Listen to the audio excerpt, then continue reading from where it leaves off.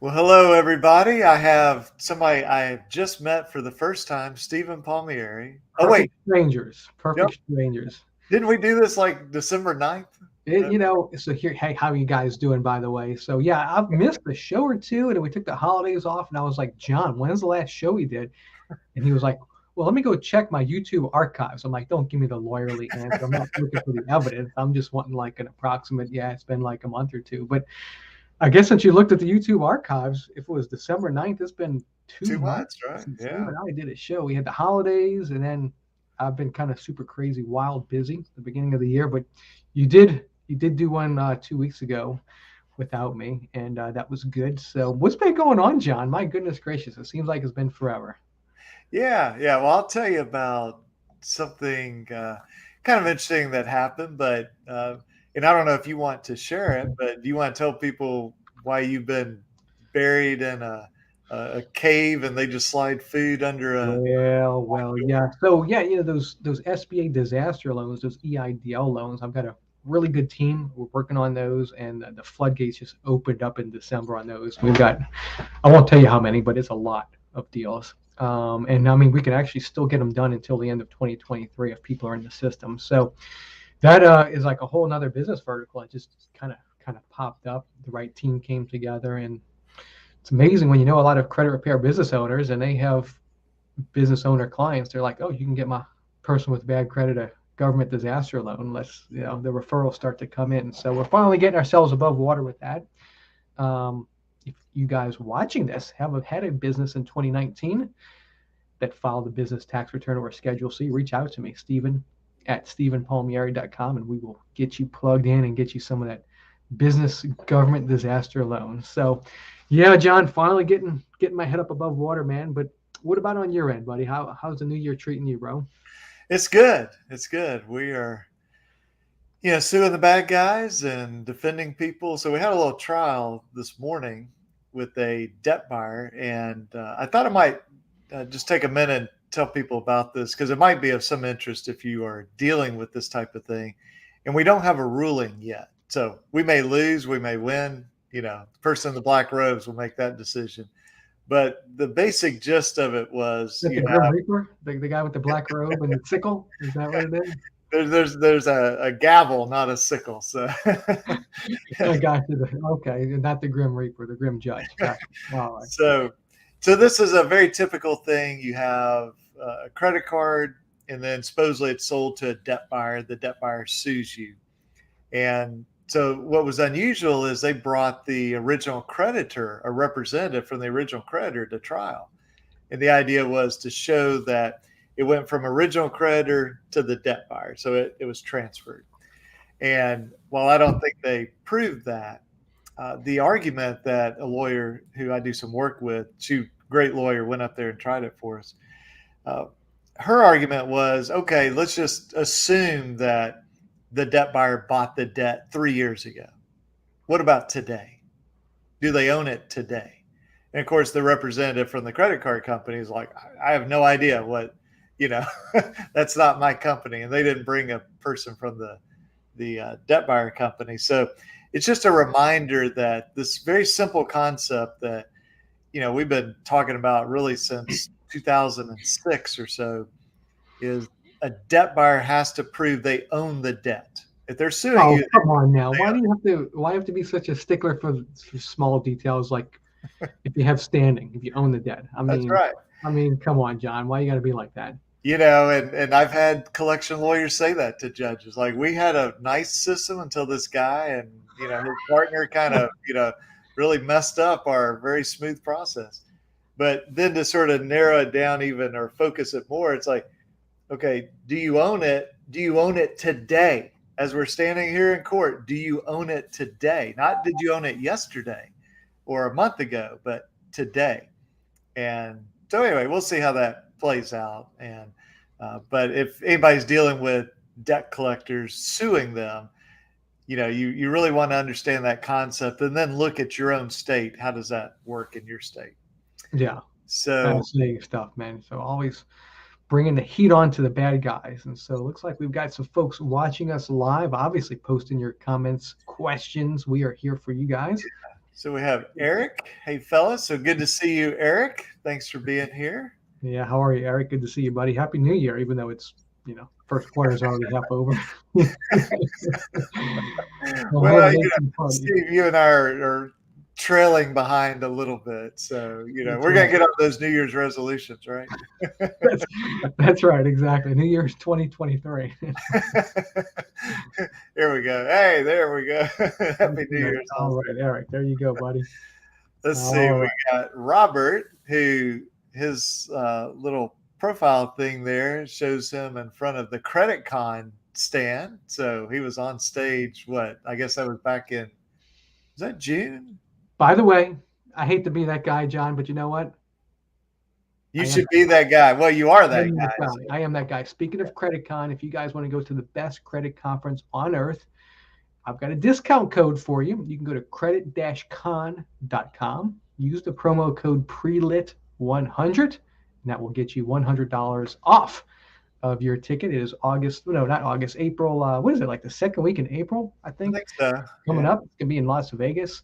And so PRELIT100, credit-con.com. Our good buddy Matt Leestro will appreciate you, and he'll give you $100 off. And didn't you say Matt would give everybody $1,000 in Monopoly money? He'll give you $1,000 in Monopoly money. Now, I, on the other hand, if you're using my affiliate code, I will get a little teeny tiny little bird dog commission, enough to buy some ramen noodles if you use that coupon code. So, but there you guys go. Let's see. Robert Sigmund's still posting up here. Let's see. Experience in suing abusive debt collectors, set of sites on overregulation. I'm assuming that talking about like the TSR and all that fun stuff. And let's see. The TSR, Robert Sigmund is a TSR guru. I mean, he has read that thing inside, and he's read the congressional intent of the TSR. Talk about a cantankerous regulation. Hi, John? Yeah, let me see if I can share the screen, because I saw this actually just before we came on. Just paint a picture with words and hand gestures. You don't need to share your screen at all. Yeah, there we go. This is from Robert, I believe. Look at we've got like color coded and arrows. I love it. That's awesome.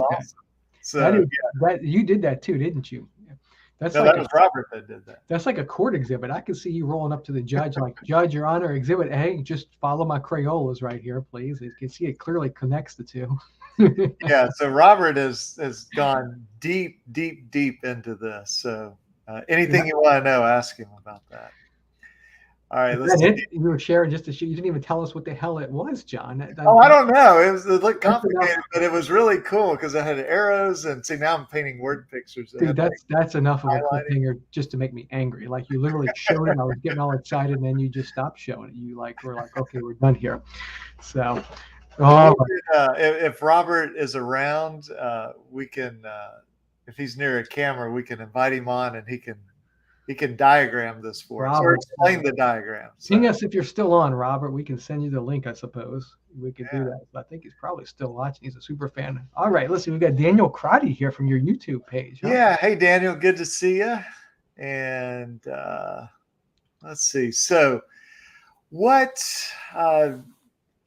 Stephen, what types of questions have you been getting? I know you do the Tuesday Zoom and the private group. What are the common questions that you're getting that maybe other people watching this would have? Yeah, it's interesting. So like, I guess TransUnion, all these bureaus kind of cycle through which level. Oh yeah, that would be a good one. Kick, and there's been a lot of credit repair companies posting up this TransUnion letter that kind of says, we're kicking your dispute as frivolous because we think it came from a credit repair company. We do acknowledge credit repair companies with an authorized third party. And I really find that to be interesting. Like, I think that's an opportunity if I could just find a good attorney to talk to, John, if you know one, because I don't know any. These CROs, TransUnion, in their own documentation are acknowledging in multiple times. So to kind of paint it for you guys watching. So what's been happening is a lot of the CROs have been, look, there you go. They've been sending in disputes for their consumers. and getting this. Look how good you are, John. You literally just found that thing just like that. Remind me not to go up against you if I ever have. You have no idea of my skills. I found this little magnifying glass and I typed in TransUnion into the community group and this popped up. So unbelievable research. Isn't that something? Between the Crayola lines and finding this, your skills are basically second to none. So this letter right here, basically TransUnion is sending this in response to disputes. So these are disputes written like as if they came from the consumer, typical type credit repair disputes, not the third party POA disputes, which is what I recommend that people do. But I mean, so they're kind of using this as their little kick letter. But the really interesting thing, it says, we recently received a request that included your information, but it didn't appear that you, this is really amazing, or a properly authorized third party sent it to us.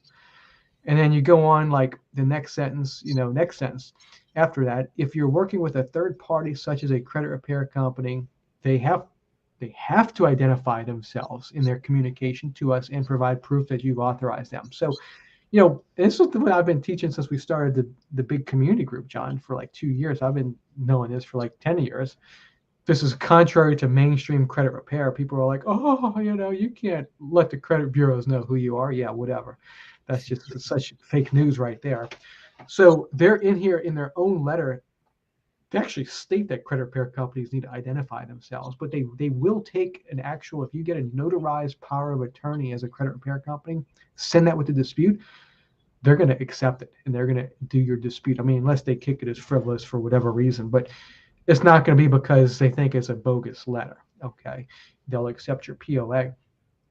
So I really find this to be interesting. And, I'm just curious if there's some attorneys out there, John, who could take this and kind of run with it to help the consumer and the credit repair industries, because they're literally saying multiple times in this letter that they will deal with third parties, and they state expressly in here that credit repair companies must identify themselves. But yet all on the other side of things, they want to tell the regulators how bad we are, and they want to act as if they can disregard credit repair. I mean, how many, John Watts, how many thousands of lawsuits probably are out there where they've held a defense of, well, this is just some credit repair letter. You know what I mean? Like, we could throw this thing in the garbage can. Well, I mean, they're clearly paving a pathway for credit repair companies to operate out of the shadows, which is what I've been teaching people, but in their own words. So if we could take this and then force, some precedence on it, or I don't even know, but go to the regulators or do something. I just think that there's something there for a CRO-friendly attorney to find a way to start to represent credit repair companies and, just carve out the law with some good precedents. What are you thinking there, John? Yeah, I was trying to find that. I was just going to see if I can find it real quick and show everybody. The CFPB had a recent report that talked about, now these aren't what we do in terms of direct disputes to the credit bureaus, but this is when you file a complaint with the CFPB over credit reporting. And let's see here. Yeah. So while John's looking for that, so there is a difference, guys, between you actually sending your dispute to the bureaus and filing a complaint with the CFPB. Like, those are actually spelled out in different sections of the FCRA. So it may seem insignificant, but it is definitely a distinction there. If you send a complaint to the CFPB, and of course they then forward that to the bureaus, and the bureaus open up a reinvestigation, it's important to understand, though, that probably legally, I'm not a lawyer, but probably legally does not trigger any sort of liability with the CRAs, because it technically was a CFPB complaint, which is entirely different under the FCRA than an actual bureau dispute. And so I think what John's trying to find, somewhere in here, the CFPB made some statement about how egregious the bureaus were, and when they received CFPB complaints from third parties, they basically just completely disregard them. Is that what you were trying to find? Yeah. So again, if we do a direct dispute to the bureaus, then they have to investigate that. After you've done a dispute to the bureaus, if you're still not satisfied, then you're allowed to file a CFPB complaint against the bureaus. They'll forward it to the bureaus, and the bureaus have to keep track of this. So we'll just look at a moment of this. Talks here about increased complaint volume in CRAs, or national credit bureaus. And you can see 700,000 complaints about Equifax, Experian, TransUnion, and it's a growing number. And then they say, well, here are the problems. People are caught in this automated system.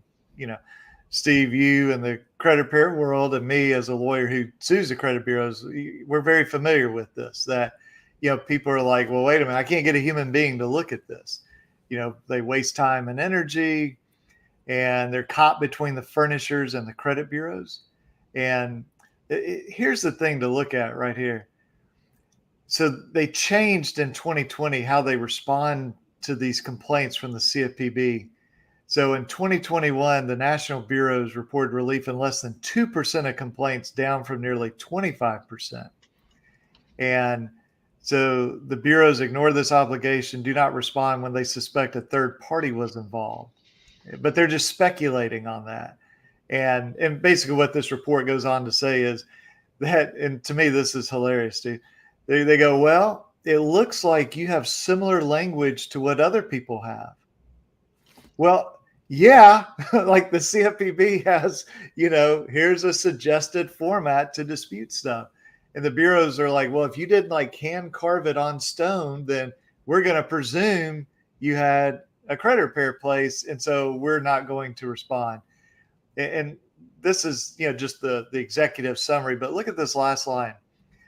So just to Equifax, Experian, TransUnion's responses to these complaints raise serious questions about whether they are unable or unwilling to comply with the law. Which is interesting. I mean, there's a whole lot that's interesting here, but so from your perspective as a lawyer, right, if we were to look at the entirety of the FCRA and what Congress actually wrote in there and what they didn't write, there's a section in S-2B, S-2A with the furnisher section, where it says expressly in there, you can dispute with the furnisher as a consumer. And then it goes on to say that if the furnisher receives a dispute that they believe originated from a credit repair company, they can ignore it. Although that's crazy, and if you have a legitimate power of attorney, 99% of the times the furnishers are going to accept it and do the reinvestigation. That's a little takeaway for you guys. But the point is Congress has written in the FCRA specifically a provision where certain other parties, in this case the furnisher, are allowed under the law to ignore certain disputes that come from what they believe, which again, this is a guessing game. But the point is, it's written in the law expressly, okay? The bureau part of the FCRA, there is no such language, John. So, that's right. If you were to go up against the bureaus, I mean, would you, just for you kind of giving us some legal insight, I mean, would it be a good argument or counter argument or whatever on your part where it's like, look, Your Honor, clearly Congress thought of this because in this section of the law, they actually expressly mentioned credit repair companies in a dispute, and that the furnishers can ignore it. They clearly did not write in here that the CRAs can ignore anything that they believe comes from a credit repair company. So therefore, the CRA's argument that they can just throw this thing in their garbage can is absolutely contrary to the language of the law and the congressional intent. Is that how you could wire some sort of an argument together for that? Yeah, I mean, the CRAs can deem a dispute to be frivolous, but they have to tell you within 5 days. So I don't know that letter we put up on the screen, what the timetable was on that. But if I would say this, if a consumer submitted the dispute directly, and so just pretend there's no credit repair company involved, and they get this letter back, if TransUnion does not investigate, then once their time period's gone, assuming it was a good dispute, I would sue over that. Yeah, well, it's interesting also, and I see you've got the furniture section of the FCRA. Again, I was just playing, mock courtroom here. Even the furnisher provision there, it does let the furnisher terminate the reinvestigation for suspicion of that it's frivolous. Okay, so the CRA provision and the furnisher provision both have that frivolous, but then the furnisher goes on to have this credit repair thing. And so I would even make the argument, well, how can the CRAs, the frivolous is in both of them, and kind of had to Right. actually spell out for the furnisher something entirely different than frivolous to address credit repair companies. And so, how is it that the bureaus can sit here and say that this legitimate dispute? I mean, if it has legitimate errors, I mean, then it's craziness, right? But the point is we're up against David and Goliath with these big giant companies. It's a big, huge automated system. And quite frankly, right, John? I mean, let me know if you feel differently, but the reality is that because their systems are so jacked up and they're so non-compliant, I mean, if you really do have good disputes, right there, I'm pointing the wrong direction. Go to Goliath, Wherever I am, go to John, right? Because I mean, because they're not really geared up to handle identity theft.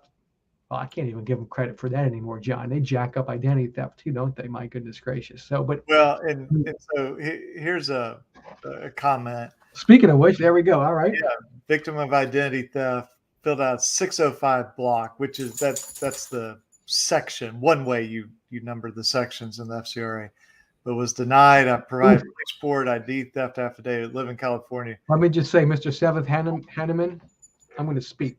I'm going to speak for my brother Watts over here because it's really improper for him to solicit business and stuff like that because he unfortunately has a law license and is bound to a code of ethics. I, on the other hand, am not a lawyer and I have no code of ethics binding me. Okay, so number one, you live in California, which is extremely consumer friendly.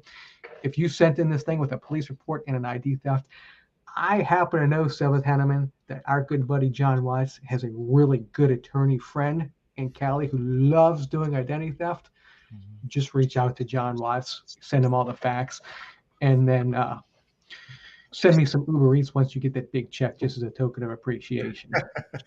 Yeah, just reach out to me. And so we see here the CRA excuse was I did not include police report indicating identity theft. My police report clearly stated identity theft. So let me give you an example. And there you go. This will seem relatively minor, but I think it'll illustrate the point that so we always include the driver's license and a utility bill. Okay. So, and they all do it, but this particular example was Experian. They sent a letter back, said, hey, we got this dispute. We don't really know this is you. So make sure you include a driver's license and a utility bill. Well, we did that. But you know what? We said, we'll play along. So we just took the letter and wrote like second request across the top, sent it again. We get the same response back. You didn't give us your driver's license. It's like, yeah, we gave it to you twice. And so what you're doing is, you're dealing with the situation where a company like these credit bureaus may just be sort of caught in this loop. We're like, well, we don't see identity theft, even though it clearly says it. And I won't put this comment up on the screen. I just see that you had a lawyer and then they dropped the case. So just get with me and let me know, kind of what's going on. And I'll take a look and can recommend you somebody in California. So, yeah. Okay. Yeah. So, yeah, but that's, interesting stuff that the bureaus will ignore things and just kind of disregard that. Now, John, I've got a question for you. So, there's a couple parts of the FCRA that kind of like interplay here when we're talking about their duties and obligations. I mean, one part is under 1681I, the consumer does have the right to put them on notice through a dispute of errors. And then, I mean, of course, the CRAs can go through their frivolous and whatever kind of defense they can try to do to kick them. But 1681EB is where that maximum possible accuracy standard is spelled out. And it just states that whenever a consumer reporting agency prepares a consumer report, they should have reasonable procedures to assure maximum possible accuracy. So like, from where you are, again, like as a lawyer, do you typically throw in those EB claims along with whatever the dispute claims are? Because it's like, look, the letter could have come from the man on the moon. You're right. Maybe it wasn't a consumer dispute, but you still are required to have reasonable procedures to assure maximum possible accuracy. So if you've been put on notice of anything, even from the man on the moon, I mean, how can it be reasonable for you to just throw this thing in the garbage? Because you're supposed to have reasonable procedures to assure maximum accuracy. How do you wire those two things together to help our viewers and the consumers out there? Yeah, so a lot of times we do put in what's known as an EB claim. So it's 1681E, and then you can see this subpart B. And it's very small, but exactly what you said, Stephen. You know, reasonable procedures to assure maximum possible accuracy. Now, there's a couple of sort of provisions of this. One, somebody has, besides you, the consumer has to see your report for you to have an EB claim. Now, with that I claim, just you find any information that's inaccurate or incomplete, you can dispute it, whether anybody's seen it or not. Here, they have to see it. The other thing is what the courts have said is, look, the bureaus get in, billions of pieces of data. And so the standard, according to the courts, is actually lower for this EB. In other words, they really don't have to do that much to verify the accuracy of it. But when you dispute and put them on notice, hey, there's problems with my Capital One account or this Midland Funding account, now their obligation rises. And that's really under that 1681I, but it's also now under EB, because you've sort of, like, instead of saying, hey, Equifax, look at 100 billion pieces of data, we're saying, look at these pieces of data. And now it's just sort of a cost benefit analysis. It's very reasonable for them to have to focus in on that. So what we typically use this for is when stuff is just contradictory. It'll say account paid off in June, and then, and closed, and then December it says you're 120 days late. Well, like, how can I be late if you admit I paid it? Like, that ought to be, Stephen, I think at the credit bureaus, they have like an old DOS-based computer. But I think even with that, you can program some logic in, like, if this, then that, and if this, and you see that, it should like set off alarms, So it's a very valuable part of the FCRA. Just as a practical matter, it becomes more powerful once we pinpoint to the credit bureaus, here's the problem.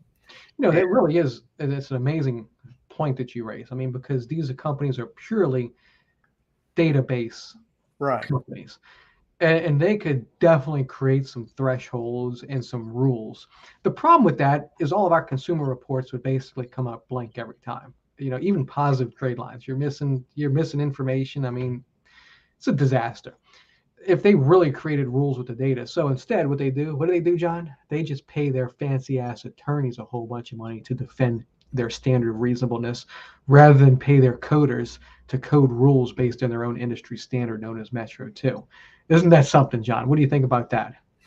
I think that's a scandalous and outrageous thing you would accuse the fine credit bureaus of.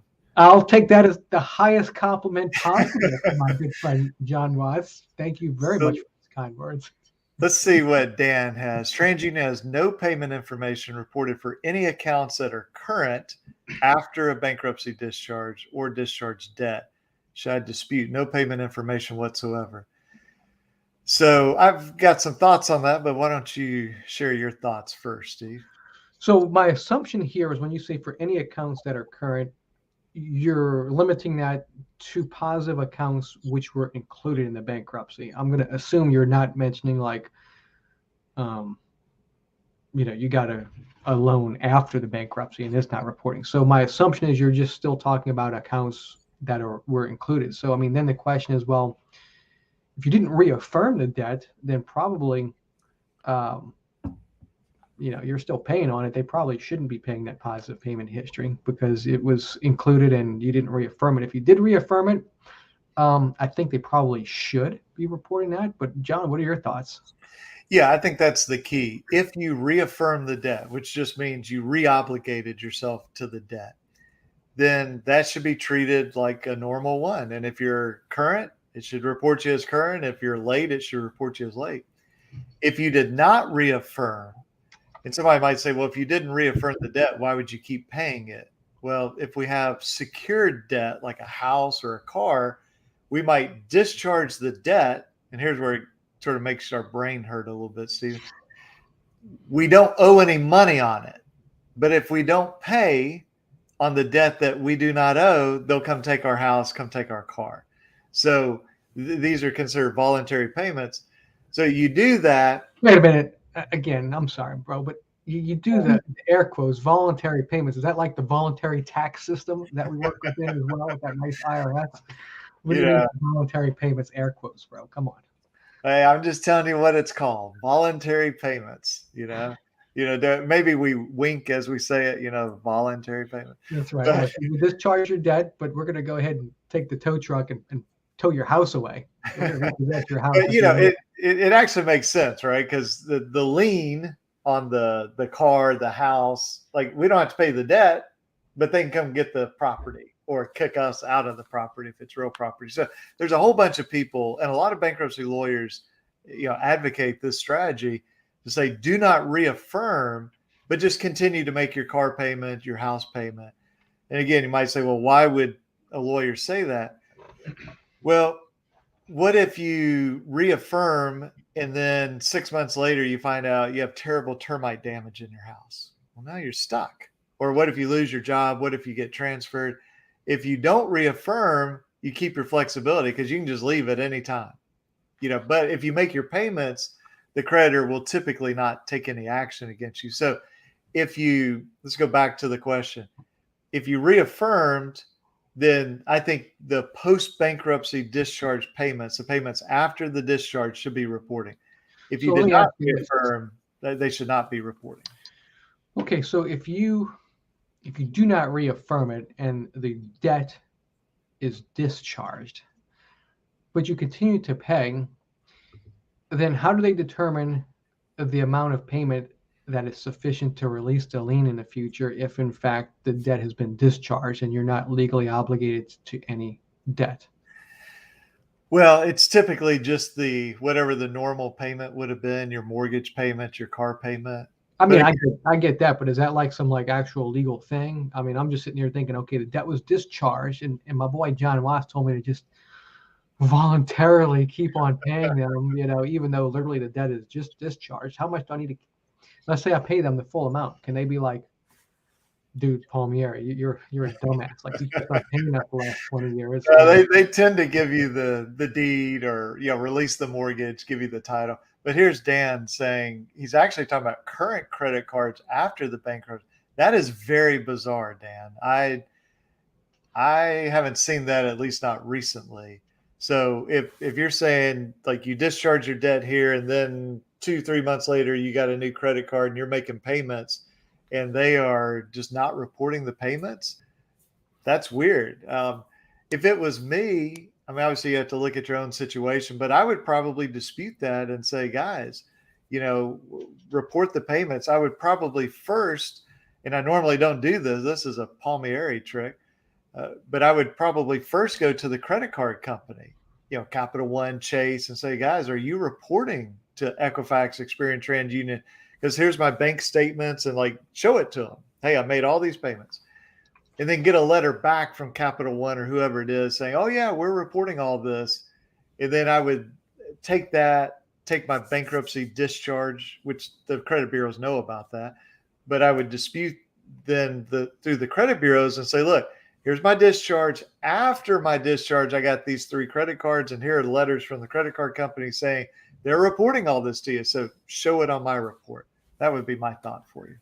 Yeah, I was going to suggest also to dispute with the furnishers first, but for a different reason where, I mean, if they're telling you that they're not reporting it, then you've gone straight to the source. Yeah, what you don't want to necessarily have happen is you dispute this thing with the bureaus and then they delete the trade line. Because it could happen because they're kind of dumb like that. So that's why I would suggest going to the furnisher first. And then if they confirm that they are reporting it, well, then you've got no choice but to go to the CRAs and, hopefully they can update it and hopefully they don't delete your beautiful, pretty positive trade line.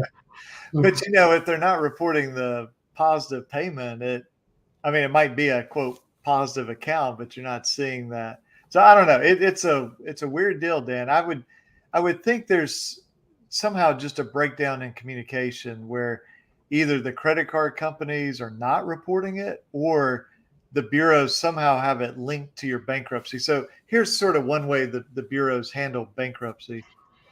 and we're talking about Chapter 7 discharge, they basically say any credit card, car loan, that sort of stuff uh, that was open before you filed bankruptcy, that they will presume it's been discharged.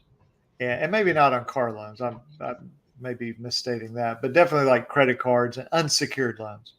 And so they just automatically, or they're supposed to put discharge and they don't have anything happening afterwards. It almost sounds like they've done that with your new credit cards. But again, they're supposed to look at the open date and the discharge date, which, as Stephen said, these are information companies. They're database companies. This is like we could do this, with pen and paper. This is not like sending the man to the moon or something. This is pretty easy. So I'm not sure what's going on there. And let's see, Dan says, thank you for taking my question. Great question. And hopefully we gave you something that might be helpful there. And if we didn't help you, hopefully you were at least entertained through the process. Yeah. So let's see, we got Daniel, settled case my husband had against Equifax this week. Well, congratulations. Paying us to delete an account. We have one or more going against the original creditor, Experian and TransUnion over blatant inaccuracy. Basically, the account has different payment histories on both bureaus.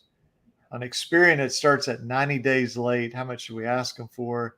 Disputed many times, they always verify. So the short answer is I can't tell you how much to ask for. But Daniel, if you do want to get with me offline, I'll be glad to chat with you a little bit.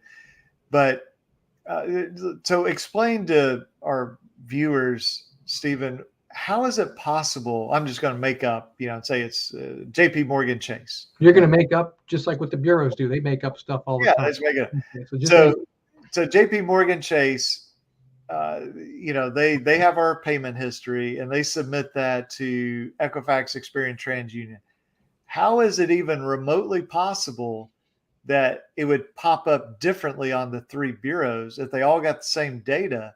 In other words, why would for June 2019 TransUnion say it was 90 days and Experian says it's 60 and Equifax 30? Why wouldn't it automatically be the same? Well, it should. You would think so. I mean, so like now in his case, I think he mentioned it went from current to 90 days delinquent. That's an interesting scenario. Like now we see that with student loans a lot of times, but that's a characteristic of student loans because, well, their whole reason that they give is that they give a 90-day or an 89-day grace period. Oh, okay, that's great.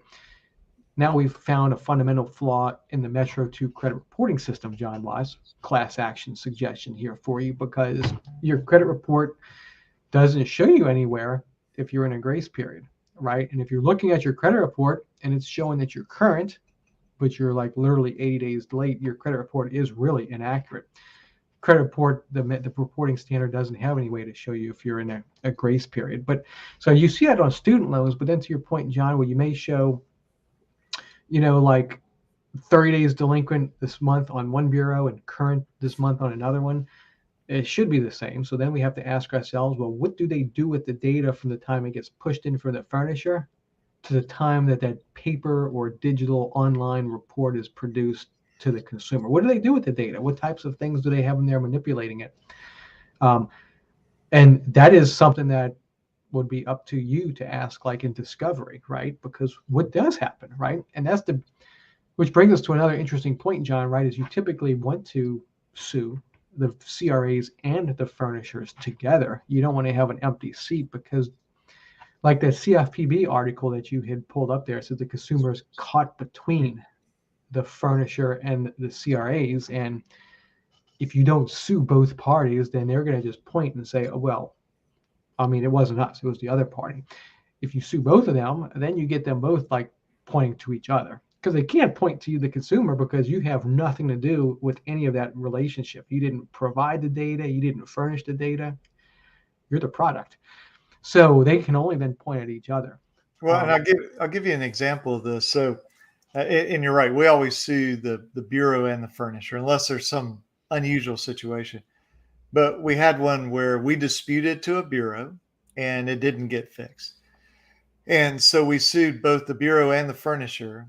The furnisher says, guys, we never heard from the credit bureau. Well, to trigger liability against the furnisher, the bureau has to send your dispute to the furnisher. Well, the furnisher said, we didn't get it. Now, we're still waiting to see if the credit bureau confirms that.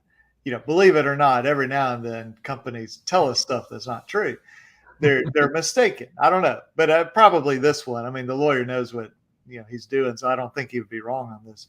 But you don't know that necessarily from your end whether or not the bureau sent it to the furnisher or not. And so if they don't send it to the furnisher, you sort of imagine, let's say that just for the sake of argument, they're equally liable. Well, if the furnisher wasn't notified, their liability drops way down under the FCRA. Now, if they're a debt collector, you might have FDCPA against them. But anyway, they drop down and the bureau's liability goes up because they didn't even send it. And that's a requirement. And I'll pull that up in just a second, the 1681I that talks about what the bureau must do. But that's why we tend to sue both of them, because we just don't know. From our side, we don't know. Now, sometimes you can kind of make an assumption because the results of investigation may say, we contacted the creditor and they verified this is reporting correctly. Okay, well, that sounds pretty persuasive. But did they contact them in the 5-day time period that's required? I don't know. And so, we tend to sue both of them and say, you guys, sort it out amongst yourselves. So let's see here. We've got. It's like putting two ant colonies like right next to each other, then you sort of fight each other. Is that kind of what you're saying there, Jim Watts? Let's see. So recently, Capital One decided to charge off one of 2 cards I have, and payment history was great, but then was unable to due to family hospice pandemic. Never got mail for it till it said it was charged off. So maybe talk for just a minute, Stephen, about. Well, let's back up. What does it mean to be charged off or written off? And you can use air quotes or not use air quotes. You should try it one time. I've never seen you use air quotes, except when you're mocking me. But I haven't seen you use it. I'm mocking you. Yeah. That's well, right. so yeah, I mean, some people are. I missed you. These 2 months of peacefulness and not being mocked has just been horrible. It has been a long 2 months without us doing this show together. But forget about your emotions. I bet our audience feels the same as well. They've missed this banter as well. And we are glad to bring this back to you guys. So, all right. So some people think that charged off means you don't owe the money, which is definitely not true. All it really is like an accounting term on their end. Okay. So what happens is when they, let's say they have a $10,000 loan. Okay. That loan, it's an asset on their books. It's a liability on your books if you keep personal books, because you owe them money. And then for them, it's an asset because they've lent you money and they're going to get it back plus interest. So basically, when they write it off, they just move it on their accounting books as a worthless debt. What they do, a lot of times they have they use like accrual-based accounting where they will put that $10,000 as profit instantly on their books. So what they have to do is they have to adjust their books and say, well, because that's how accrual accounting works, is you can record profit before you've received the money, before you've realized it. So, okay, we've just given this $10,000 loan to John, and we're going to get $11,000 back. So there's $1,000 in interest. So that is interest profit that we are recording on our books, so all of our shareholders can see how amazing we're doing. Until such time that John decides to default, and then we're not doing so amazing. But we've already recorded that $1,000 in interest income as profit. So what do we have to do? We have to move it from a profit to a what, John? Profit to a loss. Why it's called a profit, your profit and loss, right? You have to move from a profit to a loss, which is your charge off. So that is really what a charge off means, is they're just adjusting their books. That $1,000 that they recorded as interest revenue, because they can record it under their accounting system. At a certain point in time, they have to adjust their books for worthless debts that are uncollectible. So they have to mark down their profit, right?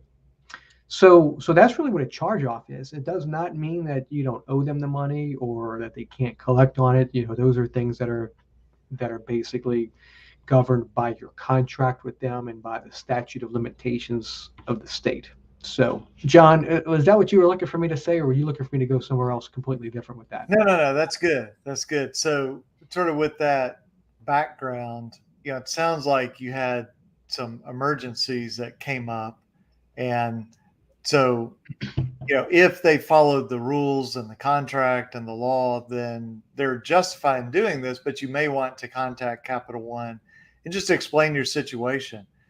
The worst thing that happens is they say no. The best thing that happens is maybe they give you some help here. And I will say this, that companies, if we go back in time to the Great Recession. Well, why stop there? Let's go all the way back to when the dinosaurs were on the earth. Let's go way back in time. I don't remember that far. I'm old, but I'm not that old. But I do remember the Great Recession. And particularly mortgage companies were just complete jerks about helping people. They're like, oh, well, we don't care. We'll take your property.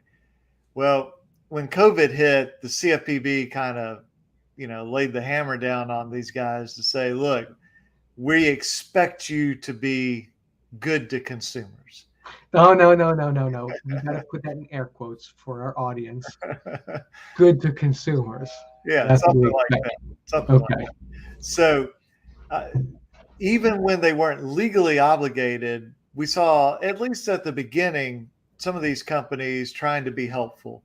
And so there's a chance that if you reach out and say, look, here's this, emergency situation, hospice, and then the pandemic hits, and, maybe you were out of town for 6 months dealing with, a family member, and you didn't realize that you'd fallen behind, they might help you out. So it's worth sending a letter or an email to find out. Well, I want to touch on what you said, but I also want to touch on his post, actually, because one of the interesting things of his post was that it got charged off without any mail being sent to him. Okay. And so, I would say that they would say they're under no duty. Unless maybe, I guess maybe with the CFPB, maybe with regulations, John, I don't know, maybe they're supposed to send you like a statement or whatever. But what they would say is, hey, you signed the contract. You should know, you should be on top of your game. Like they would say, well, we're under no duty to send you like a statement. So I find that interesting that you didn't get any mail. Like what happened? Was there a point in time where you just stopped receiving them? Like did the address change in their system? That probably would be a good starting point for a furnisher direct dispute. Dear Capital One or whomever, dear Capital One, I couldn't help but notice that you just evidently charged this thing off, and I haven't gotten any statements since whenever. Can you help me understand why? Start to build your case a little bit. So that's kind of interesting, is that you just haven't gotten those statements at all. Yeah, and again, I don't know if maybe we had left, and there were people obviously in the pandemic that they left their home somewhere else and then they couldn't get back. It might have been trapped in another country or whatever. So just you might kind of unravel that and see if there's something there that could be persuasive talking with Capital One, because they should be sending you statements. If they're charging interest and other things and your account is active, they have to send you a statement. Might be electronic, but they have to get you a statement. But I do want to touch also, because you were talking about, back in 2008, 9, 10, 11, these big banks were like, dude, we're not helping you and we're going to take your property. And credit card companies, same thing, we're not going to help you. You would call them, they're not going to help you. Well, why do you suppose that may be? Well, obviously because they're pricks. But apart from that, it's because of their accounting. Now, let's go back to that. And these are big, giant companies, right? And if every time some consumer called them and was like, I can't pay my bill, if they were like, oh, we're so sorry, they would have an accounting nightmare, because keep in mind, they've already put this stuff as a profit on their books. And a lot of these are publicly traded companies. And so they've got like Securities and Exchange Commission regulations, SEC, and all that kind of stuff. And so, there's kind of like guideline rules for charge-offs, right, John? Like certain types of debts should be considered like substandard and charged off in a certain amount of days that they basically conform to. And so from their perspective, they're going to be like, Look, I mean, we'd like to help you, but I mean, our hands are kind of tied because, I mean, I'm just kind of telling you like how they would say. I mean, certainly they could do a forbearance, right? I mean, they do have the ability to do that, but they've got to have certain business policies in place where it's like, if every consumer who can't pay us calls us up and we give them a forbearance, I mean, how many times do we do that? For how long do we do that?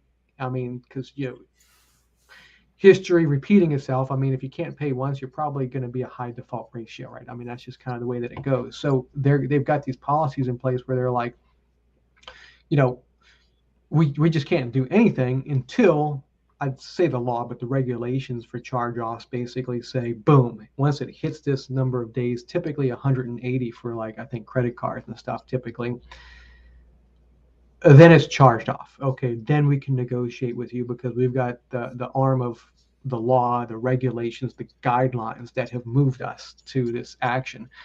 Before then, how can we go to our shareholders and say, well, we've got, you know, $500 million worth of credit cards that we gave forbearances on when we were under no duty legally to do that, right? And we have no idea if you'll ever pay us again. Once we tell you can't pay this today, are you ever going to budget it to pay us next month? That's how they look at it, right? So, John, I mean, any thoughts kind of on the big picture, like giving these guys any credit for the forces that they have with their business? Well, I mean, I think what you said is accurate, and um, particularly in the mortgage world, typically the owner of the debt and the servicer are disconnected. Even though you might take out a loan with Wells Fargo and Wells Fargo might be the servicer, Wells Fargo typically is not going to own the debt. And so they would always say, well, the owner doesn't allow us, Steve, to give you this loan mod or this or that. You And know what, John? Again, I hate to be that guy, but see, I used to sell do cars. you really?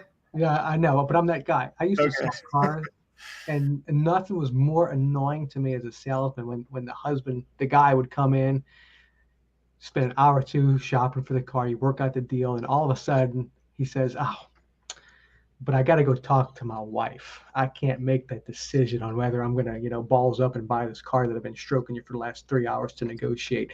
Don't you hate it, John Watts, when you call your mortgage company for your home where your family is, and they're like, "Oh, that's a compelling story, John, but it's not It's my out of our decision. hands. It's I can't do anything. I got no power, even though you're calling me for help, and I'm the person you're supposed to call for help." Basically, it was like just a waste of your time. They would blame it over the phone. This is what they would do. They would say, I'm sorry, and they would do air quotes as they said this, the investor won't allow us to do this. So we'll end it on that.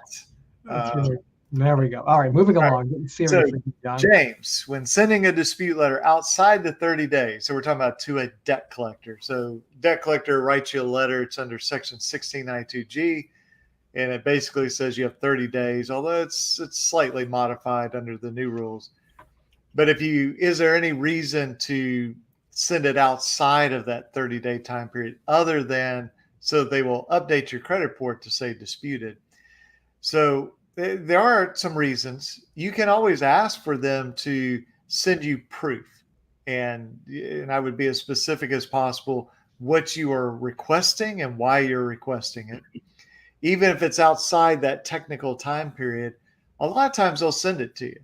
And part of this is just psychological. If you say, "Look, I dispute this debt, and I want you to send me the contract because I don't think that you're applying the correct interest rate, and send me the statements."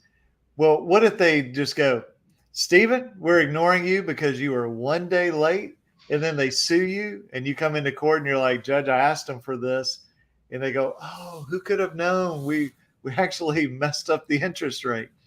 So it's just psychologically hard for them to just completely say, we don't care what you did.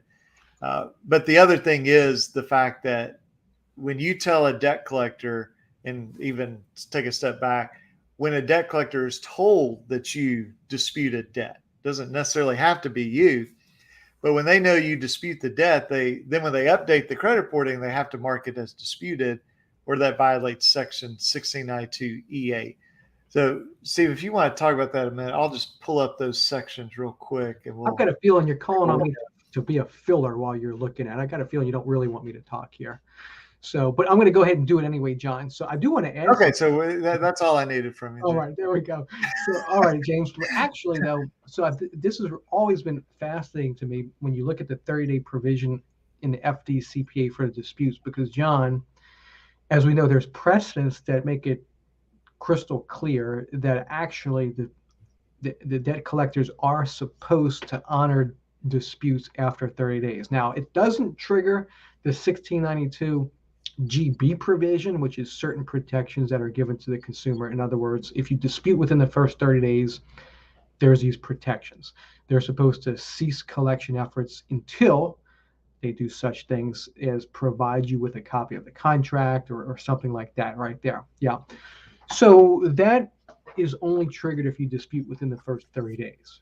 Now, but if you dispute after 30 days, the courts, the precedents are, in fact, this was like an earth moving precedent, I think a few years ago, and it reversed like 30 years of other precedent. And so basically, the courts have ruled like, I mean, if you call them up and you dispute at any point in time, because of how the FDCPA is written in other parts, they can't collect on a debt that they can't otherwise legally collect on. I mean, they have that provision. They can't, harass you and abuse you and all these kinds of things.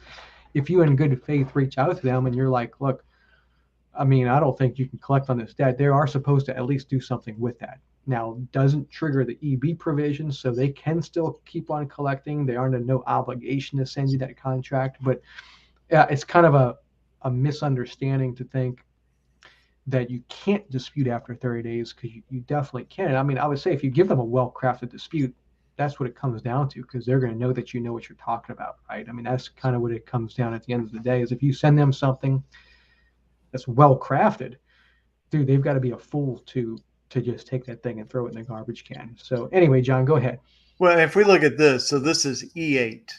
So we tend to focus on the very last part, but actually the first part's very important too. So communicating to any person, which would include a credit bureau, credit information which is known or which should be known to be false. Let's just stop there. That's a violation of the FDCPA. If they are communicating information that they know is wrong or should know is wrong, they violated the law. Now, here's an example. This is merely to illustrate this, including the failure to communicate that a disputed debt is disputed. And you can dispute that 5 years after a collector starts collecting it. You can do it verbally, But if you give them a well-crafted letter, you explain things, they've got to be worried, even if they mark it as disputed, if they're still communicating information which they know or should know to be false, you sue them for that. So I'll just say this, for my clients, it's very rare that they send a letter within that 30-day time period. But it doesn't matter. The sending of the letter is important. And then if they ultimately sue you, so we're talking about a debt collector that sues you, they always love to come into court and say, Judge, the consumer's never disputed this. Well, actually, here's my certified mail letter I did 6 months before you sued me. And it just sort of takes the wind out of their sails. So very important stuff there. And let's see. We'll grab a couple of these other ones. It's always a bummer when your consumers have paper trails, huh? Yeah. What does snapshot mean on credit reports? I keep seeing that right after the statutes of limitations just about to expire. And we're talking about old medical debt, and it's killing my score. I'll be honest, I'm not sure I know in this context what snapshot means. Sort of. Got me also, yeah. I'm not familiar, but if you want to send one of us send us a clip of what you're talking about, we can handle that offline. I'm curious as well. Yeah, sometimes that expression is used when we're talking about the credit bureaus, sort of, for lack of better description, every month take a snapshot or a frozen scan of your credit report, so they can look back in time and say, well, here's what your credit report showed at least during some point in the month of July 2019. But it doesn't sound like that's what we're really talking about here. So yeah, just let us know. I'm curious about that. Let's see here. We've got a nightmare team of collection companies. Well, we try to, make life difficult for the bad guys, not the good guys. The ones that are following the law, like they have no problem with this. All right, That's right. so loan modifications are easy cake now in forbearance, thanks CFPB. Yeah, and I'll say this with the CARES Act, they specifically made it so that literally you call up and you say, if you had a federally backed loan, I was affected by COVID. Well, who wasn't affected by COVID? I mean, I guess Jeff Bezos and Elon Musk weren't. Well, they were affected, like they're, They're now positively affected. Yes. yeah. But now the trick is what's happening now, okay? Because we're sort of beyond that time period, and I'm starting to get feedback from people who are saying, "Man, mortgage companies are going back to just being complete jerks about this, now that we're sort of beyond the CARES Act in a way." So just Well, let me ask you real quick, John. Are we still in the state of emergency, or have they lifted that? no, I think the state of emergency is still there. Can But you believe our federal government not wanting to relinquish power? Who would have thought of such a thing? Huh? A perpetual state of emergency. My goodness. yeah, what we should do though is we should just move to Canada because they don't have. Oh, wait a minute. We've got Okay. the truckers up there, the Canadian truckers. I've seen those guys. Yeah. They're So off the road. let's see here. We've got follow the law. So yeah, you do have to make sure they'll follow the law. Let's see. This is James, who James was the one that's asked this question about, do you send the dispute letter outside the 30 days? So it's LVNV. Should I ask for the purchase agreement? I do, James. I ask for that, but I always explain why. So I want to see the purchase agreement so I can see whether you really bought this debt. Okay. And then I ask for the underlying contract. Now, typically it's credit card debt, but there are the terms and conditions that will tell us what the interest rate will be, what the late fee, what the over the limit fee. Well, you need to see that. And then I think you need to see all the statements. So you can tell, all right, did they apply the interest right?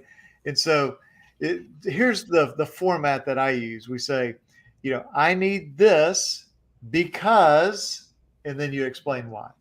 Okay. So it's really a take on sort of marketing. Well, look, with the philosophy like that, if the practice of law ever fails, you could be a really good elementary school teacher. Yeah. But in marketing, you're taught, you go, here's the feature, this has airbags, which are important because they'll keep you from being, horribly burned or crippled or whatever. So I just use that same process here. Here's what I want, and here's why I need it. Now, they're going to ignore it. They're not going to send you the purchase agreement. So James, what John's trying to say is, don't say, I need this because I really hate you and you suck. Don't say that. Say, I need this because, very important, you're damaging me. This thing on my credit is damaging me. It's affecting me financially. They love damages because that means you're in line with what can cause them the pain. I need this because I don't recognize it. I don't understand it. And it's affecting me. And tell them how it's negatively affecting you, right, John? Is that the most important thing they could do to tee it up for a guy like you, potentially? Yeah, that can be helpful. And really, this is more kind of defensive because LVNV, depending on your state, statute of limitations, they sue a lot. I mean, let me pull this up. And I don't know the answer to this, but we will find out. This would be like when they opened the tomb, or not the tomb, but the room of Al Capone. Were you alive? Speaking of sue a lot, John, if you were a DJ, we'd call you Sir Sue a lot. Were you alive when Geraldo Rivera did the live 2-hour thing where they were digging into the hidden room of Al Capone, the gangster, and what treasures and mysteries would be found there? You know what the interesting thing about those is once they get into the hidden room, there's already cameras set up in there. Have you ever scratched your head and asked, how does that make any sense? Yeah, this one they didn't do it because when they got in there was nothing. It was like a dud. 2 hours of suspense for nothing, huh? Yeah. So let's just look at this. So this is Alabama, relatively small state or average state population at best. So from January 1st to February 10th, there have been 742 lawsuits filed by LVNV funding. So James, I don't know where you are, but my point in showing you this, that's a whole lot of lawsuits for one little state. in what, 41 days, 742 lawsuits. Steven's a math guy. We could ask him to do, how many is that per day? But he doesn't want to show off. So Yeah, I I'm won't not going to ask show off. Yeah, that's right. I'm gonna hold it for you. So knowing that they sue a lot, you want to protect yourself by, Judge, I did dispute it. I asked for the purchase agreement. Because when you get to trial, they're not going to have the purchase agreement, or it would be incredibly amazing if they did. And it'd be nice to say, I asked for this 6 months ago. Here we are at trial. They still won't produce it. And so Let's kind of let this sink in for a minute. So you're in Alabama, as you said, kind of an average.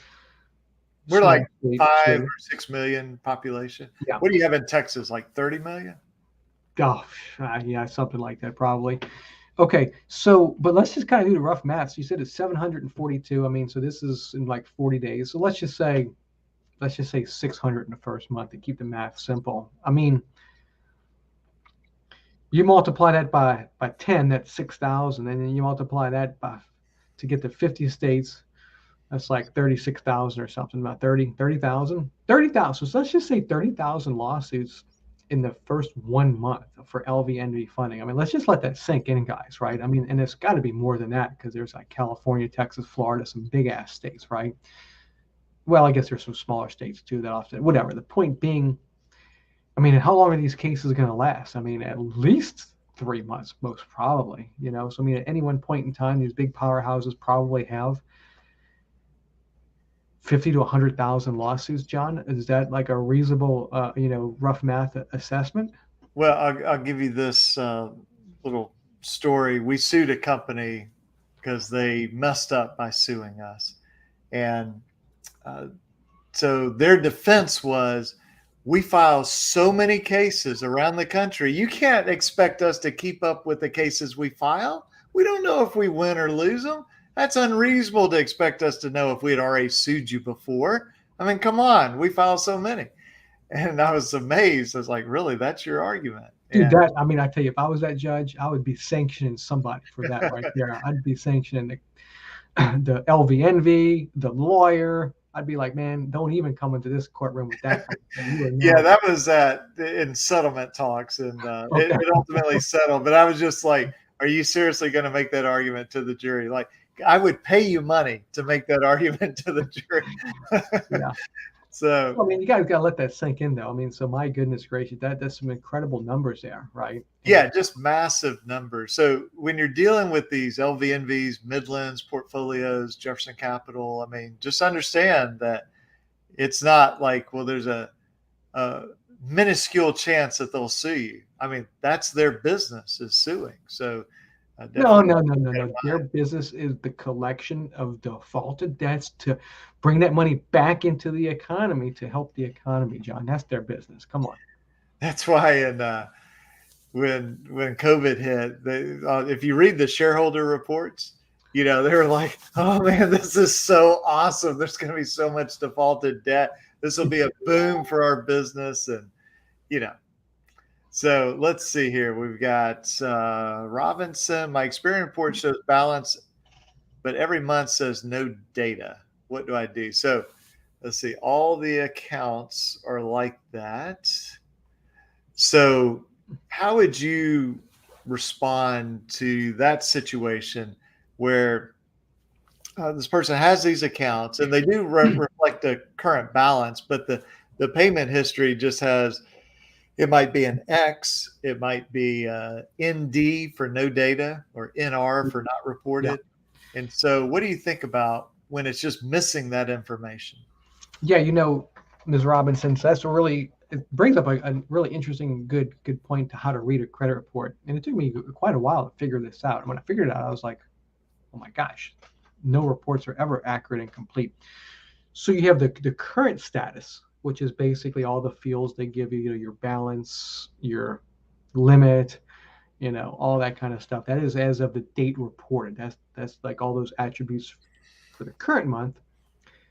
But that data is reported every month, right? So then you mentioned the historical data. So, I mean, this trade line should be kind of like this three-dimensional picture with like, what was the amount that you paid last month and the month before, and what amount did you pay, and what date was it received, and what was your limit for all those prior months and all those kinds of things. And so a lot of the data fields that you see in the current status, actually they do have that data for the historical status. So I mean, this could be an issue that the paper reports that they're giving you, they're just not giving it to you. It could be that maybe they don't have the data, but I think that your starting point is to understand if you're looking at every month, they're giving you kind of like on their little template the balance as of like this month, but they're not giving you the historical. So, I mean, what do you do? Well, the simplest thing is you would dispute that with the bureaus and say, dear bureaus, the following historical information is inaccurate because specifically you haven't given it to me, and so it's inaccurate. And then the historical balance, the historical date payment received, the historical limit.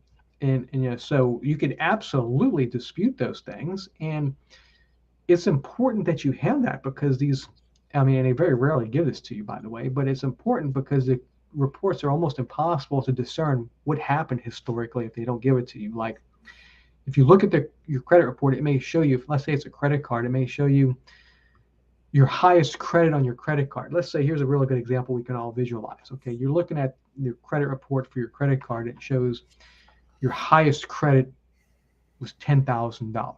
Okay, but then it shows you your current limit is $1,000. Well, your highest credit was $10,000. Your current limit is $1,000.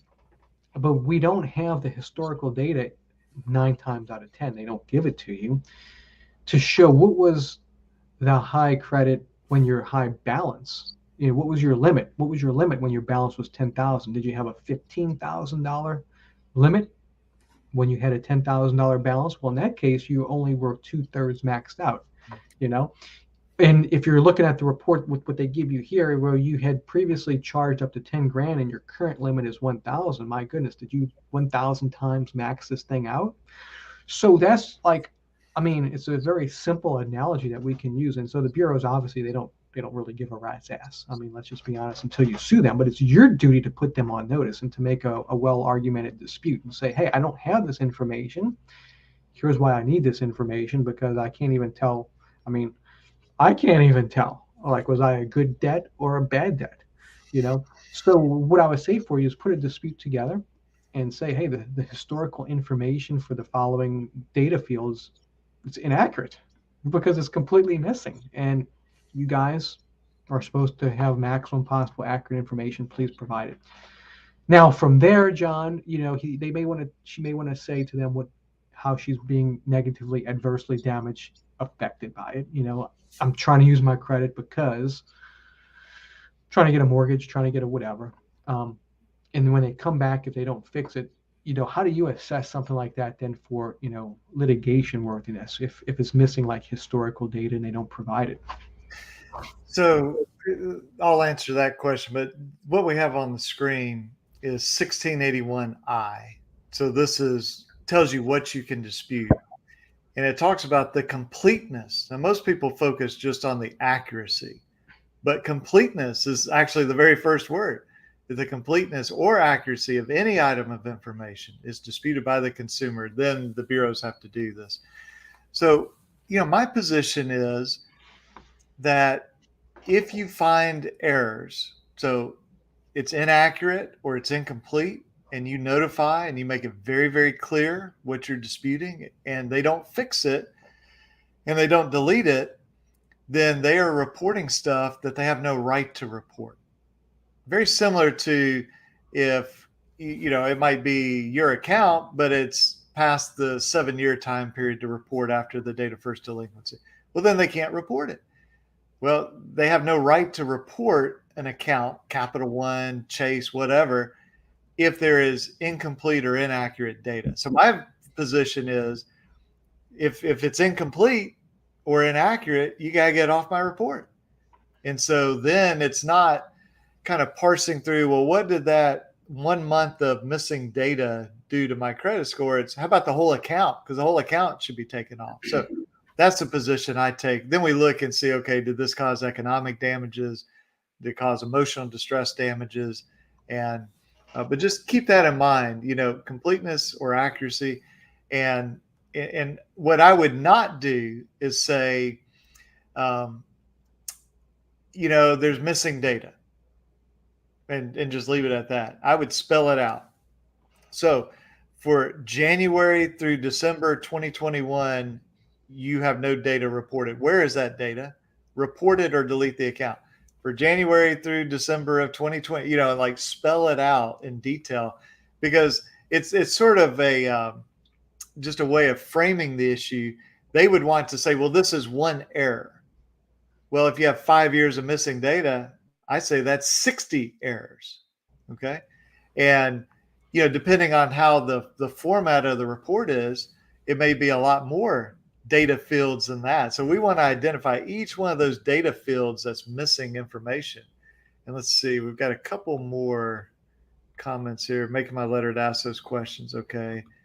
It would go blank. So I'm not sure if you're saying that it went blank after you disputed, or if that's what you're dealing with right now. But, my view is if there are fields that, places to put data, and there's no data there, then sort of my starting point is, well, then it's missing that information. It's incomplete. And now it doesn't necessarily mean every field has to be populated with data, but that should be your starting point. And just ask the bureaus that question. Not that they'll answer you, but it's a good question to ask. No, Mr. Blunt, you don't mean to tell me they're gonna ignore Ms. Robinson, do you? Is that what you mean to tell us right here? Well, not to burst anybody's bubble, but yeah. So let's see here. We'll do. You got like 5 more minutes, Steve? Man, I've got as much time as we need over here. We've got to make up for 2 months of not doing shows together, buddy. Let's see. Here's a question that this is really outside my area. I don't know if you can talk about this, but when you settle your debts, when does your credit score go back to a normal range? And maybe we should take just a moment and define some of this. So, Steve, do you have one credit score, or do you have 36 credit scores? Well, you have no credit score until such time as somebody pulls your report and then runs whatever score algorithm through it, which, to your point, there's dozens of algorithms. Yeah, but a lot of people don't realize you actually don't have we'll put the air quotes, John, a score sitting in your file. You just have the data. But yeah, there's FICO, there's Vantage, there's different versions of the FICO, there's the auto, there's the mortgage, there's the credit card scores. So, but now to your point there, Eric, if it really, I would say it all depends. So if you're settling your debts that have already been charged off, then, I mean, there's no more continuing damage happening. Now, sometimes, though, if you go to a debt settlement company, so first of all, they're not going to be able to settle a debt for all the reasons we mentioned at the very beginning of this show, where they're like, sorry, you've got to like charge this thing off before we'll talk to you. They're not going to settle a debt while you're still current. So, I mean, if you happen to have maybe some bad debts and some are still current, and you go to a debt settlement company, what's going to happen is the debt settlement company is going to have to advise you that you're going to have to go delinquent, which will damage your credit further than where it was when you went to them. Assuming all of your stuff is like already charged off, gone pecan in the history a few years ago, you go to the debt settlement company. Well, then the issue you run into is if you haven't paid those debts when you go to the debt settlement company, there has not been recent activity on those accounts. And one of the things that affects your score is recent activity. And this is kind of that counterintuitive thing that always just gets people twisted up. Still gets me twisted up, John, to be honest with you. So if you have a negative account by virtue of it being negative can always only be negative. It can never be brought to positive. So if you have a charge off with a balance and then you pay off that balance, it's still a negative account. Now, legally speaking, I'm not a lawyer, but you reduce the balance to maybe they can't sue you anymore. So maybe that's a win in your books. But what happens when you pay them is that refreshes your activity on the account. And so now you have, by virtue of it being negative, a negative account with recent activity. And you're sitting here, Eric, 20, and you're saying, well, dude, I mean, I want to do the right thing. I want to pay these people off.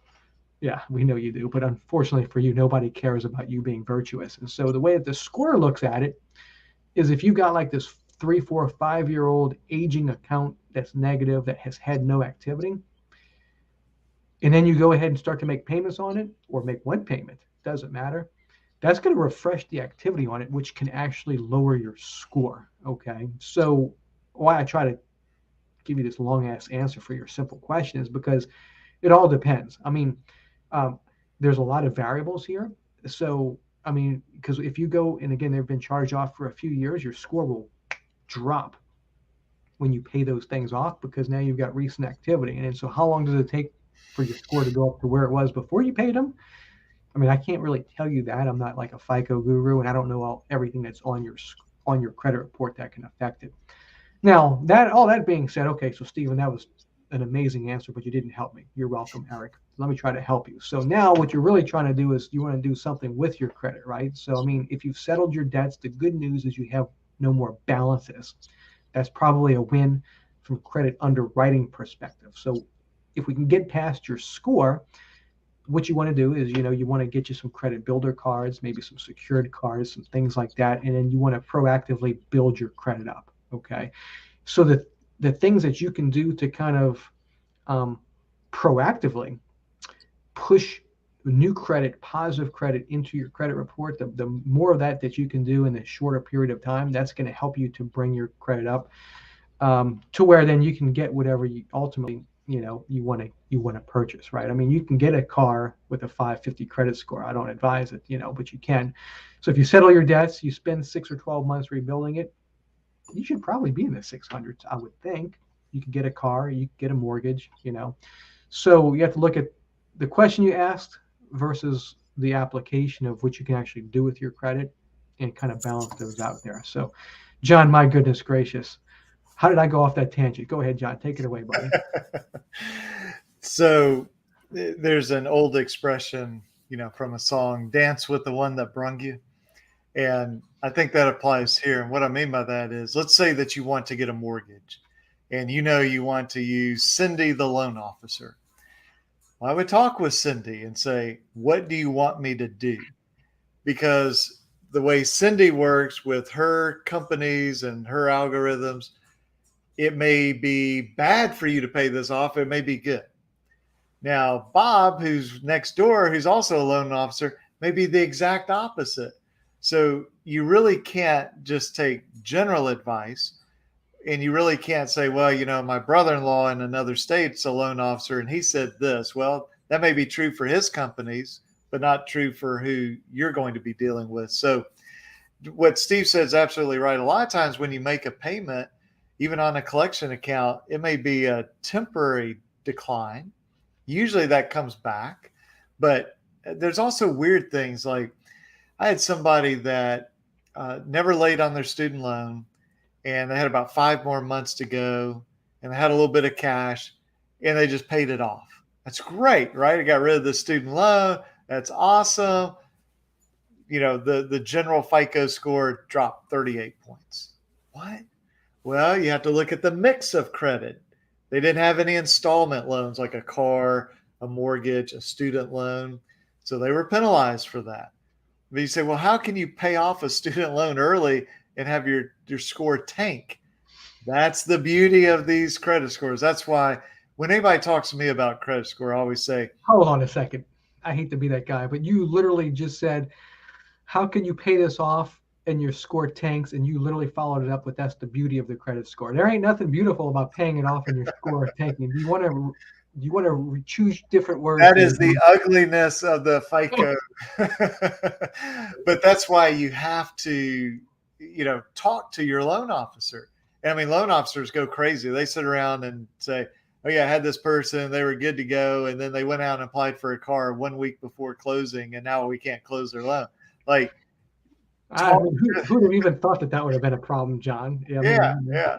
So talk to the loan officer, or the finance guy at the car dealership and say, what do you need me to do? And again, dance with the one that brought you there. All right. So let's see here. Where is I lost my cursor somehow. I'm just looking at this guy. His YouTube name is 5G Coronavirus. I'm digging that dude right there. My goodness gracious. Yeah. I'm surprised YouTube hasn't banned you, bro. Man, I like your style though. Look at that. All right. See, why should we send them our bankruptcy reports if it's reporting wrong on my credit report? Why wouldn't they just take, well, dude? Sorry, my little trackpad died. Sorry, 5G coronavirus. John's over there playing with you and me. Would they just take the court's docs and update everything as inaccurate? Okay. So why should we send them the bankruptcy court documents, I guess is what you're asking. I guess in a post bankruptcy. So after you get discharged, why should you have to send that since the credit bureau really have that information?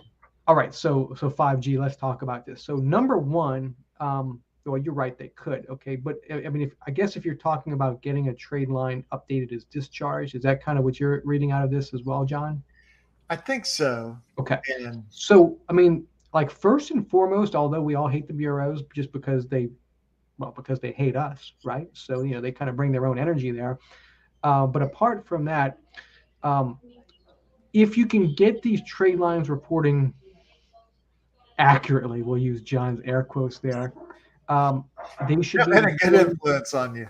They should be thank you, by the way. Yeah, they should be reporting as discharged, which would be an unrated status. Okay, so what happens is if a trade line is truly reporting accurately as far as the status, it will no longer affect your score. Okay, so that's good news right there. So at a minimum, if you have trade lines that were discharged that are not discharged, although you want the deletion, which at a minimum, if you can't get the deletion, you want it to report as discharged, which will be unrated for score purposes, which means your score will pop up. Okay, so I mean, hopefully that kind of helps you there, 5G. John, anything that you want to add to that? Yeah, so I'll just say, here's how we do it with people who are after a bankruptcy, usually about 90 days or more, get their credit reports, and generally the accounts that were discharged will show as discharged. But it's not unusual to have maybe one or two that should show a discharge. It's being updated every month, this charge off every month, it's got a balance, all that's wrong. So we dispute that. And I think this may be what 5G is talking about, where we might send the bankruptcy petition or the creditor matrix or the discharge order, or all the above, and say, hey, Equifax, this was discharged in bankruptcy. It certainly is fine to send all that. You can also just say, guys, go look at the docket. You'll see it was discharged on this day. I would still include at least the discharge order. What you could do, my personal favorite, John Watts, of all of them, is you can send an affidavit, make sure you're truthful. But I mean, if you're not wanting to, send them some sort of evidence, you can still send an affidavit. Just put your dispute like you normally would, and put whatever details you want to, but get that bad boy notarized and put on there affidavit of fact. And so now you're sending them a document that is much stronger legally. It can be like, I mean, it's a stronger thing of evidence, I guess, John. You can go into that. That's not the point. The point is if you don't want to send them that, your sworn statement in an affidavit is like just as much like evidence as sending them the bankruptcy thing now. So if you're like, well, this is wrong for the following reasons, I mean, you don't want to be lying to these people, but if they don't fix it and you give them quality information in there and they don't fix it, I mean, that's something that you could easily show to an attorney, somebody like John, and John's like, okay, well, the contents of your dispute are factually sound. Oh, and by the way, you also turned it into an affidavit. So they were put on notice, like not just through, upset 5G coronavirus, but he swore on a holy grail of all that is righteous, that what he was telling them was accurate and truthful under penalty of perjury, and they still disregard it. John, how do you feel about affidavits if you can do them where what you're saying is, in fact, truthful? Yeah, I don't think there's any downside to it. I mean, you need to be truthful in the letter, David or not. There you go again, telling people they've got to be truthful all the time. All the time. I'll say this. I think if I had to only do one, I would send the court documents, because what you're doing is you're anticipating the excuses of the bureaus. They go, well, we didn't know. Like, what was your bankruptcy case number? Well, of course, it's on my credit report right there. Okay. And they go, well, we didn't want to have to look it up. Well, here's the discharge order. And then they're reduced to, well, we didn't want to have to read anything. Or my personal favorite, when we send court documents, they go, we assumed they were all forgeries, so we ignored them. Like, really? You assumed they were forgery? Did you call the court? No. Did you go online? No. What'd you do? We just assumed they were forgeries. And to So, that point, that's when John looks at the judge, and John's like, Your Honor, do I need to draft a motion for summary judgment, or can you just go ahead and grant it in my favor right now? yeah, Right. it's a problem for them. So let's see here. We'll try to wrap these up quickly. So DR also has stuff on Equifax report. And let me just show you an example. This is actually from TransUnion, and this will be two things we can look at here. One, this is called the trended data. This is what Stephen was talking about. So not just what's the balance now, what was the balance back in January? What was sometimes it'll have the credit limit. Sometimes it'll have the scheduled payment.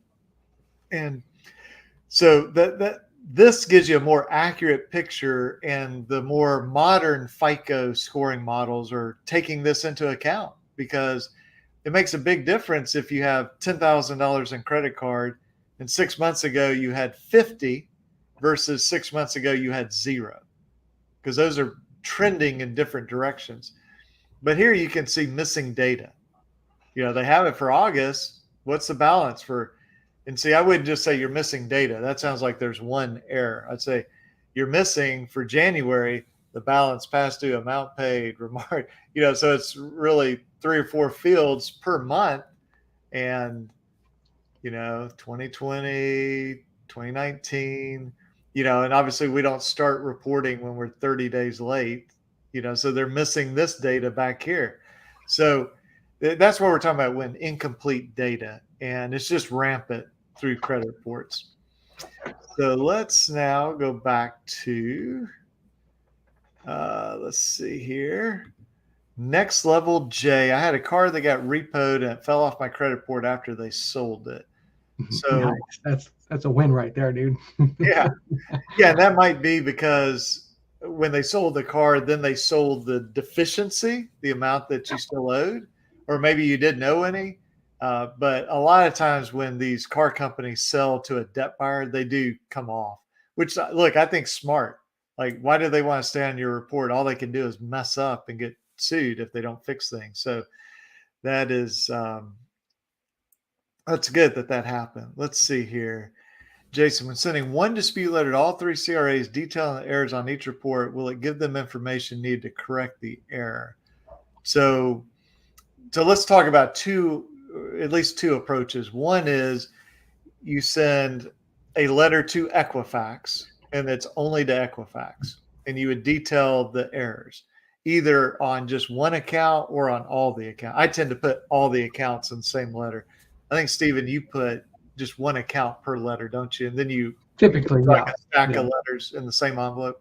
Yeah. The other approach is you say, dear Equifax, Experian, TransUnion, Innovis, whoever, and then you describe everything. So you sort of want to identify the account, the capital one, it was opened on this day, charge off, balance $2,000, and then you say, Equifax, here are the problems that I have with your reporting.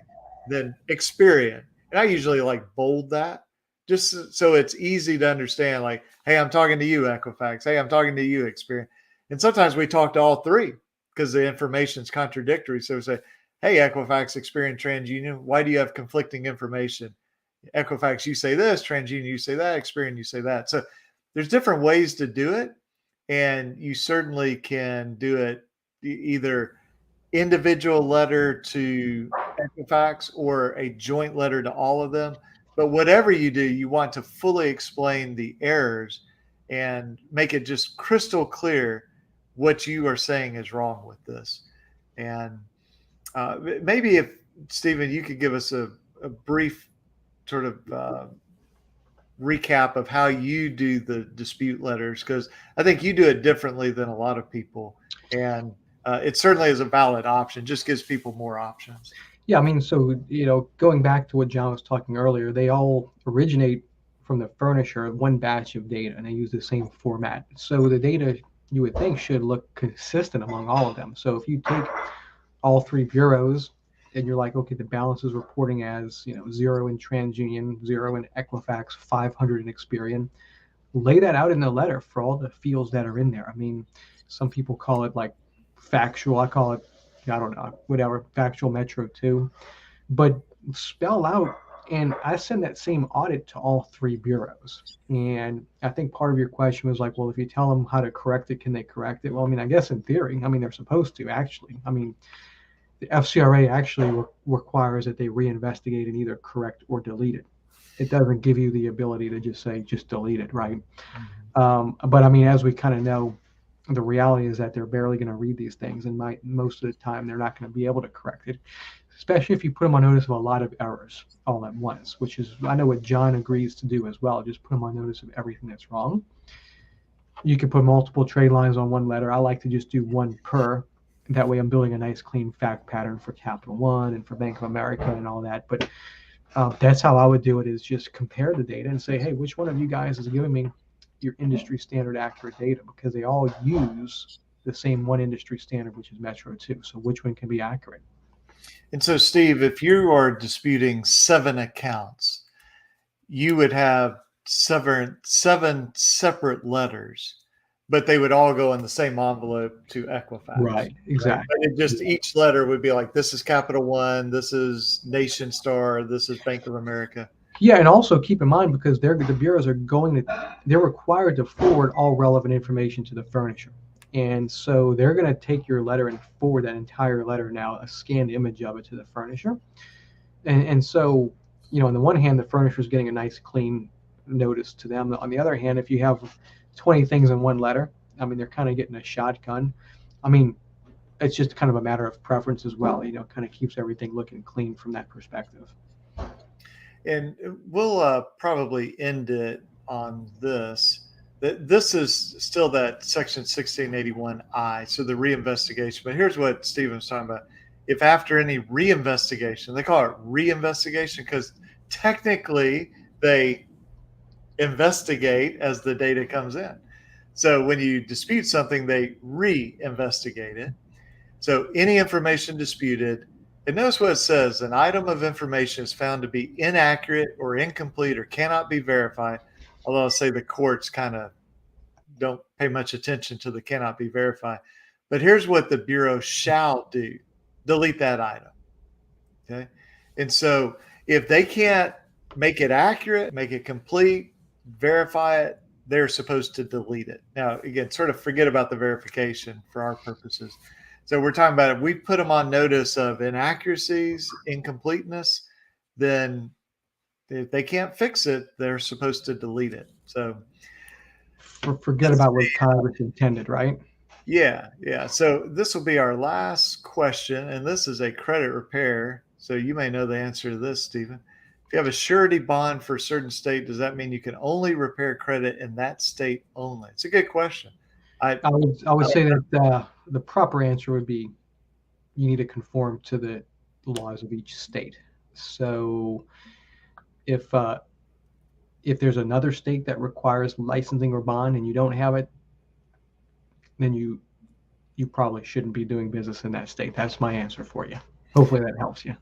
Yeah, and so just to give an example, like if you're in Texas and you're licensed in Texas, you dot all the I's, cross all the T's in Texas, but then you get a client in Michigan. Michigan may take the position, and I assume that they would, that you have to follow all their rules if you're taking care of their citizens. So always better to be safe than sorry, and keep this in mind that the regulators certainly have credit repair on their target list. So you want to make sure you're protecting yourself, you're doing everything the right way. And let's see here, we've got unselfishness. Well, we try to throw in a little bit of humor, and part of that's because Stephen is that guy. Okay. Well, 5G coronavirus. I mean, I've got to be honest. I appreciate your kind words of assuming this is unselfish, but actually, it's the most selfish act because I like hearing myself talk. So it's all about me. That may actually be a very truthful statement. No, 5G, we appreciate that, man. We love bringing this out there. So we have this. I heard that, by the way, that undertone thing over there. By the way, I'm gonna smack you down afterwards for that one. So, yeah, we're at almost an hour and 40 minutes. So I think we need to go home here, Stephen. So listen, thanks, everybody. We enjoyed this, and we should be back what is it? The first and First third. and second and fourth. The second and fourth Thursdays of each month. Second So and fourth. the first and third, you will you do that with the. But on that note, real quick, John, I've got to divulge one of your confessions to our audience here. So every now and then, John would like message me like, he's like, "Oh my God, is our show today? You can find somebody else." I'm like, dude, when we started the show 2 years ago, I sent you the calendar. Did you not put them on your calendar? He's like, "Oh, I've got it on my calendar for every other Thursday." I'm like, four. And some months have 5 weeks, right? It gets all out of whack, and then I'm like, so it took me like a year and a half of him just like randomly like being like, "Dude, I'm sorry, I can't make it," like 30 minutes before the show. And then finally he confessed to me, he's like, "Well, I've got it on my calendar for every other Thursday." And I'm like, "Well, it's out of whack because there's 5 weeks and 4 weeks." And I'm like, "No wonder." There we go. So here's why John is unpredictable, unreliable. It's because he has never put this thing properly on his calendar for you guys. Isn't that disappointing? I find it to be horribly. Here's what happens is usually on the day before, we're texting each other. And I'm like, "Hey, is the show tomorrow?" And Steven's like, "So are we on tomorrow?" And, so when this thing comes together and we actually make this work, you have no idea the unbelievable odds that have been overcome for us to make this happen. Exactly. That's right. So it's like we're both, half a good person. And if you multiply a half times a half, it's not one, it's like a fourth, if I remember math. So, it's tough for us to make this work. But we are glad that y'all are here right now. So let's enjoy the moment because, guys, I don't know if he'll be on your calendar next time.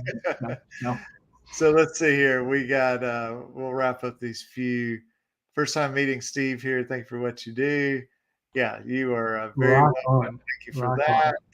We got Carlos. Keep sharing good work. Be on time. We